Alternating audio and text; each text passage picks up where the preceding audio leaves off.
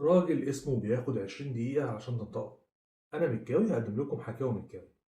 راجل من نيوزيلندا اسمه لورانس واتكنز بيشتغل حارس أمن وعايش في أستراليا.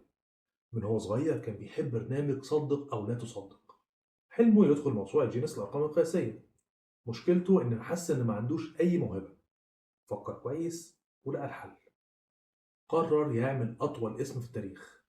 جمع كلمات من اللاتيني والإنجليزي وأسماء مشاهير وكتب لحد الاسم ما وصل ل 2253 كلمة. بيتكتبوا في 6 صفحات وبياخدوا 20 دقيقة عشان تنطقوا. في سنة 1990 راح المحكمة وغير اسمه بشكل رسمي عشان يدخل بعدها بسنتين موسوعة جينيس كأطول اسم شخص في العالم. ولما اتسأل تحب الناس تندهلك باسم ايه؟ قال لورنس بس.